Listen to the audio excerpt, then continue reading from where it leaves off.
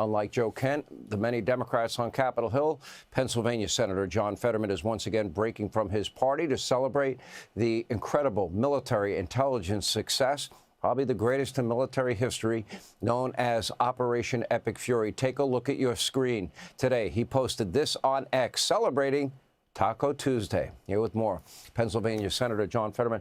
Senator, first, I want to remind this audience that you sat with me for 90 minutes, hung out with me in my podcast studio. It's now available wherever you watch your video podcast.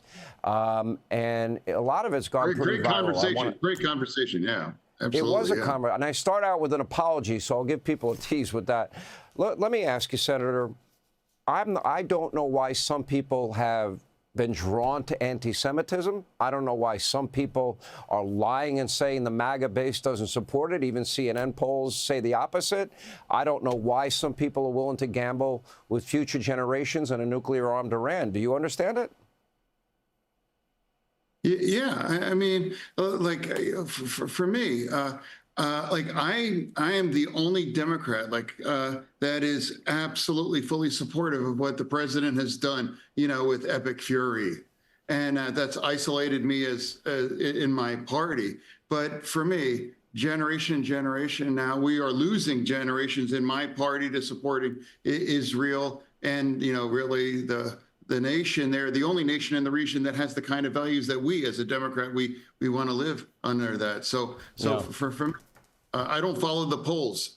I'm going to follow the moral clarity of Israel, and I'll be the one Democrat to celebrate, continue to eliminate, leadership that just a couple weeks ago just executed thousands of their own young people there.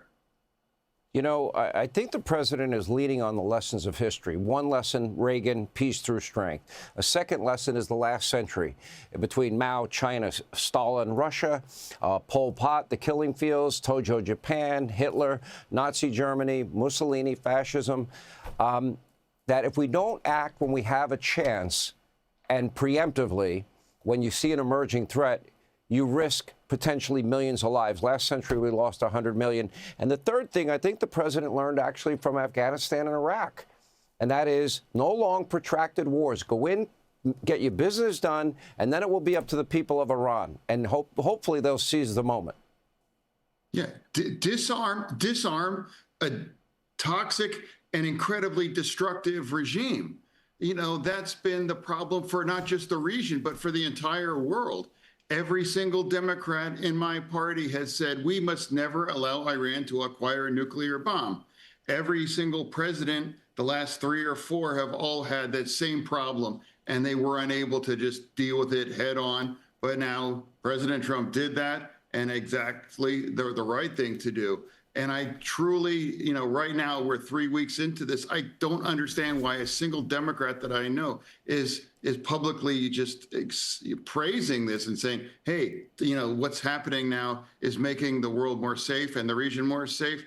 And I want to call out our allies that are unwilling to help the Americans to open up the straits. Hey, does your country use oil? Yeah, well, then that makes you part of that's a necessary part of the solution. I can't imagine why they would turn their back on America, but also remind them when America always stands up and stands with you when you're confronted by this kinds of evil. Where would Europe be but for Americans shedding their blood and slamming the beaches of Normandy?